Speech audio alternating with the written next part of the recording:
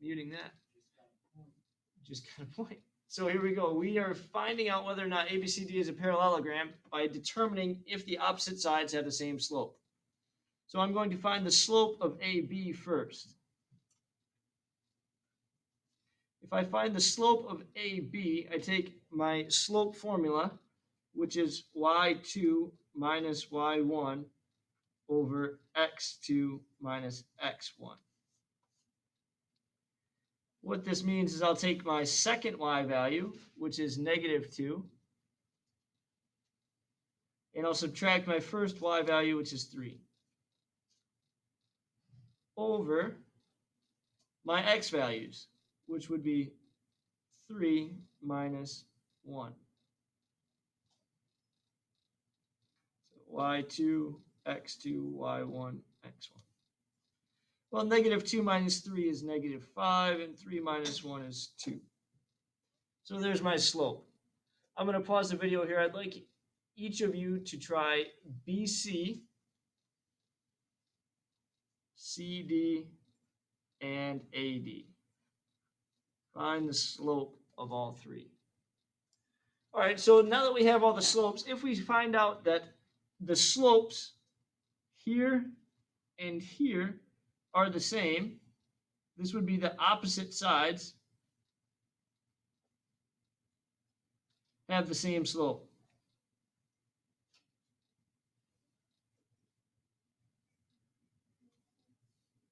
If the opposite sides have the same slope, what kind of shape is it?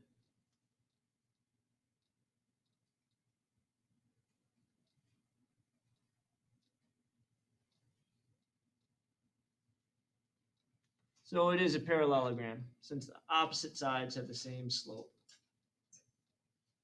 Now we can take this one step further here. What can I say about the connected sides? What can I say about AB and BC? Consecutive sides are what?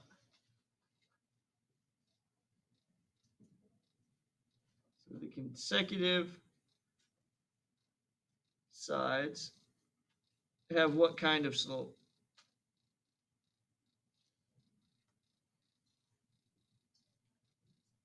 What can I say about the slope of the consecutive sides?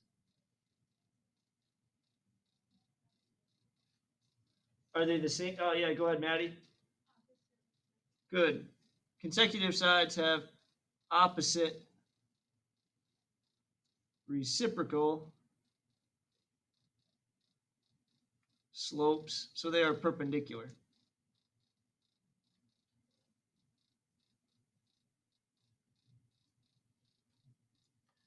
If I know they're perpendicular, what kind of shape?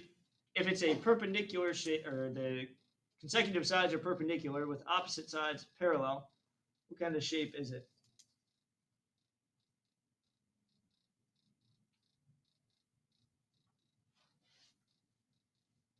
Angle. So since it's got right angles in all the corners, I know it is at least a rectangle. Okay, so this is what we've been doing. We're really kind of moving along the same path here, just going slightly different. So let's flip over to a new page and jump into what we're doing today. So for a midpoint, we have the ordered pair xm, ym, and our xm will be equal to the average or the halfway point of the x's, which would be x1 plus x2 over 2. That's the halfway, that's the average. And then we would say the same thing for the y values. Y1 plus y2 over 2. Okay, so this is the midpoint formula. And right now we've just kind of been calculating it in our head saying, oh, what's halfway between the numbers? Which is a perfectly acceptable way to do it until you get numbers like 396 and you don't want to find half of it. Okay, so let's just do one example of the midpoint formula.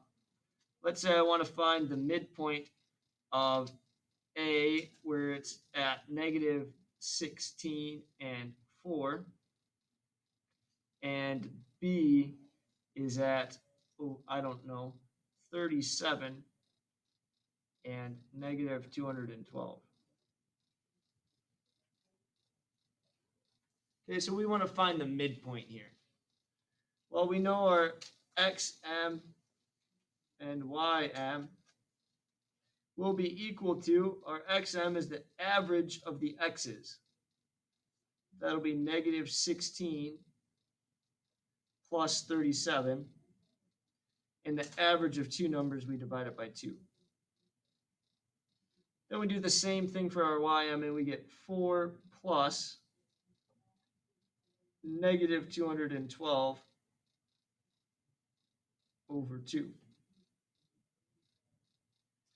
And we can simplify this down.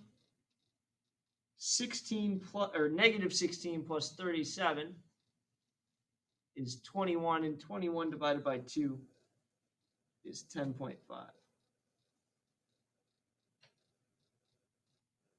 4 plus negative 212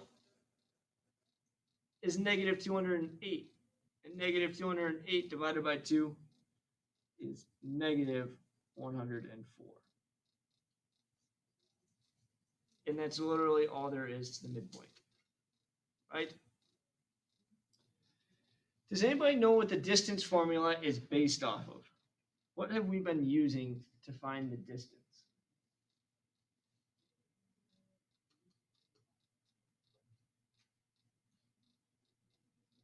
What do we call that? Barrett? Slope formula.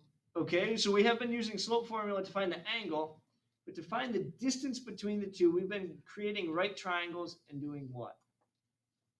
Formula is the Pythagorean theorem. It is the Pythagorean theorem. Okay, that's all the distance formula is. And I think it's just easier to use the Pythagorean theorem. But there are a couple questions here that ask you to specifically use the distance formula. So let's break it down. Let's look at what the Pythagorean theorem says, and then let's look at the distance formula. Okay, so the Pythagorean theorem first says this. We start with a squared plus b squared equals c squared. And if we want to solve for c, what do we have to do?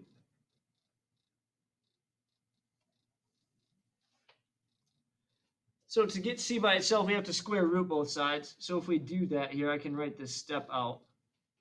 I get the square root of a squared plus b squared is equal to the square root of c squared. And when we square root a square, that just cancels out. So we get that c is equal to the square root of a squared plus b squared. Now for us, the distance formula is very specific, and it's actually placement even. The distance formula says that our distance d, is equal to the square root of x2 minus x1 squared plus, all under this radical here, y2 minus y1 squared. Now, I don't know about you guys, but this looks more simple to me, where A is my horizontal distance and B is my vertical distance. That's easier for me to understand. But that's all this is saying. If I find the horizontal distance, that's the difference in my x values. My vertical distance is just the difference in my y values. Okay, so let's try one of these problems where we just use the distance formula. Okay, so let's give an example here that looks something like this. Let's say I have the point A, and this time let's call A something less silly. Maybe we call it negative 3, 5, and we call B, I don't know, how about 8 and 14? That should give us decent numbers here. Well, maybe not decent numbers, but we'll see. Well, all I can do, or all I need to do, is plug in to the distance formula. So let's first label all my points here. Since this is my first x value, this will be x1, x sub 1.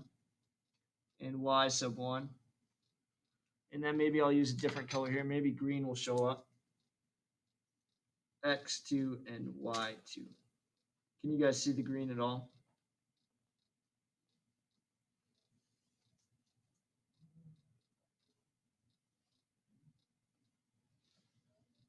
Yeah, you can kind of see it. Cool. So then all we got to do is use the formula. So our distance is equal to the square root of x2 minus x1. So this will be 8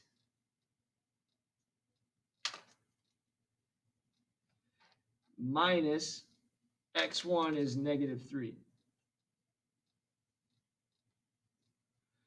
And I still have to square that.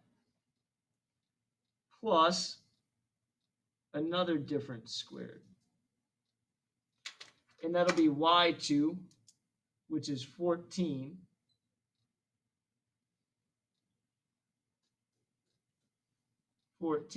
Minus y1, which is 5. So the black pieces here are the pieces of the formula. The green pieces are my second ordered pair, and the red are my first. Well, now I just got to simplify some of this, and this will say that the distance is equal to the square root 8 minus negative 3.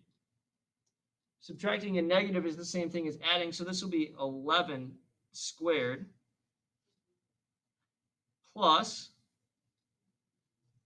14 minus 5, which would be 9 squared. Well, we keep going here. We just simplify this down. 11 squared. Does anybody know what 11 squared is off top? Good, yeah, 121. And 9 squared, 81. And we can go sideways here. This will give us the square root of 202. And what I want to make a note of here is that this would be the exact answer. The exact answer says I'm not rounding, I'm not doing anything special to it. This is as far as I technically need to go to get the number. But if we plugged it into our calculator, we would get something that's really close to what? I don't know, 14 maybe? So square root of 202, 14.3, 14.2.